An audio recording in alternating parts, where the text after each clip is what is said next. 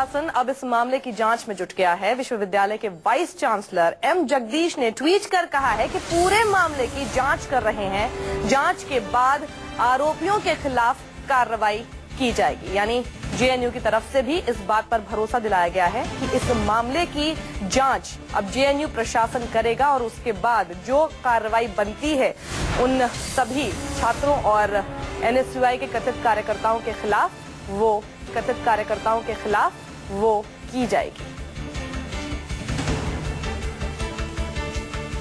तो vice chancellor ने ये ट्वीट करके इस बात की जानकारी दी है। जेएनयू कैंपस में पुतला जलाने का मामला हमारी जानकारी में आया है। हम इस मामले की जांच कर रहे हैं और सारी सूचनाओं की जांच की जा रही है। ये ट्विटर के जरिए ट्वीट कर ये जानकारी दी है एम जगदीश कुमार ने, जो कि वाइस चांसलर हैं जेएनयू के। यानी भरोसा दिलाया है कि इस पूरे प्रकरण में अब जांच की जाएगी और कार्रवाई भी की जाएगी। तो दिल्ली का जवाहरलाल नेहरू विश्वविद्यालय एक बार फिर से विवादों में घिर गया है। एबीवीपी ने एनएसयूआई और कांग्रेस के खिलाफ केस दर्ज करने की मांग की है। दरअसल जेएनयू में प्रधानमंत्री नरेंद्र मोदी का अपमान हुआ है। दशहरे के दिन जेएनयू कैंपस में रावण की जगह पीएम नरेंद्र मोदी, बीजेपी अध्यक्ष अमित शाह का पुतला जलाया गया। इस पुतले में प्रधानमंत्री को रावण के तौर पर दिखाया गया, जो आप तस्वीरों में भी देख रहे हैं। अमित शाह और नरेंद्र मोदी आपको दिखाई दे रहे हैं। 10 सिर वाला रावण का पुतला एक बनाया गया और उसमें नरेंद्र मोदी और अमित शाह साफ तौर पर इस तस्वीर में आप देख सकते हैं। यह एनएसयूआई के कार्यकर्ताओं ने पीएम का पुतला जलाकर दशहरा मनाया और इस दौरान एनएसयूआई ने प्रधानमंत्री नरेंद्र मोदी के खिलाफ जमकर नारे भी लगाए। वो आपको सुनाते हैं। अब इस पूरे मामले पर घमासान छिड़ गया है।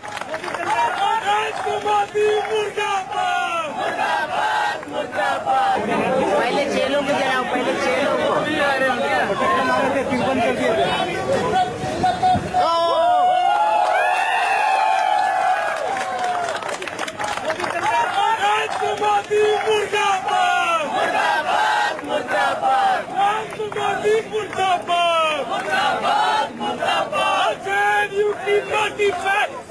मोदी चला है, चलेगा।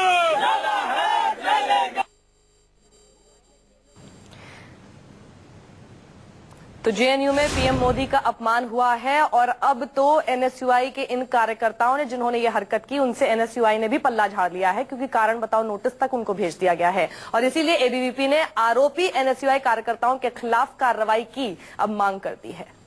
जिस तरह से कल नरेंद्र मोदी और अमित शाह के पुतले एनएसयूआई द्वारा फूके गए हैं, तो इसकी किस तरह से आप निंदा करेंगे? देखिए, चाहे एनएसयूआई हो, चाहे इनका पॉलिटिकल विंग जो है कांग्रेस हो, क्योंकि इनका अस्तित्व अब देश से और कैंपसेस से खत्म होता जा रहा है, इसलिए ये अपने अस्तित्व की लड़ाई के लिए ऐसी ओछी राजनीति के लिए कैंपसेस में कर रहे हैं। अगर उन्हें जलाना ही था तो 1984 के दंगे के जो गुनाहगार थे जगदीश टाइटलर और सज्जन सिंह जैसे लोगों को का पुतला फूकना चाहिए था। जो देश के खिलाफ और हमारे सेना के खिलाफ, चाहे राहुल गांधी हो, चाहे संजय निरुपम जी हो, उनका पुतला फूकना चाहिए था। तो आप देखिए कि ये एक तरीके से सर्जिकल स्ट्राइक के विरोध में उन्होंने यहाँ पे पुतला फूका हुआ है। और मेरे हिसाब से यह एक जो विजयदशमी के दिन एक रिलीजियस हंट भी हम लोग यहाँ किया गया है और एक तरीके भड़काऊ एक एटमॉस्फेयर जेएनयू जैसे कैंपसेस में पैदा किया जा रहा है इन लोगों द्वारा। तो हमारा यही मानना है कि ऐसे लोगों को जो सरकार, जो हमारे यहाँ के जो तमाम छात्र लोग हैं वो उनका जवाब देंगे। और वहीं पीएम का पुतला जलाने वाले एनएसयूआई कार्यकर्ताओं का कहना है कि हम लोग पीएम मोदी के काम से संतुष्ट नहीं हैं और इसीलिए पीएम का पुतला जलाया गया। के मौके पर एनएसयूआई ने जेएनयू कैंपस में नरेंद्र मोदी और अमित शाह के पुतले फूके। इस वक्त मेरे साथ सनी मौजूद हैं, जो एनएसयूआई के प्रेसिडेंशियल कैंडिडेट भी रहे हैं। सनी, पुतले फूकने के पीछे वजह क्या है और किस किस के पुतले फूके गए थे कल? देखिए, दो बड़े मुख्य मुद्दे हैं। एक तो राष्ट्रीय राजनीति में जिस तरीके से जुमलों की एक सरकार बनी, अमित शाह जी ने भी बोला, ओपन मीडिया में आकर बोला कि पहली बार भारतीय सेना ने सर्जिकल स्ट्राइक की है, जिसको अगले दिन कपिल सिब्बल जी ने जवाब दिया। मतलब ये इस तरह की बातें करते हैं, उसको तोड़ते हुए हमारा ये था कि सत्य की असत्य पर जीत। कि अमित शाह जो है वो झूठ का सिंबल है। बंसल की जो अभी आत्महत्या हुई है, एक सरकारी अफसर की जो हत्या हुई, आत्महत्या उन्होंने की है, उन्होंने सुसाइड लेटर में लिखा है कि अमित शाह के लोग उसे परेशान कर रहे थे। तो ये सीधा हमारा हमला है अमित शाह के ऊपर। और दूसरा नरेंद्र मोदी जी के ऊपर। एक ऑर्गेनाइजेशन है YFDA इस कैंपस की, वो एक मुस्लिम यूथ ऑर्गेनाइजेशन है और वो प्रोग्रेसिव बातें करती हैं, हर तरह की बात रखते हैं। उन्होंने पुतला जलाया गुजरात सरकार का, और जो एफिजी जलाई गोरक्षकों की। तो वो जलाने के बाद में उनको नोटिस सर्व किया गया, शो कॉज नोटिस।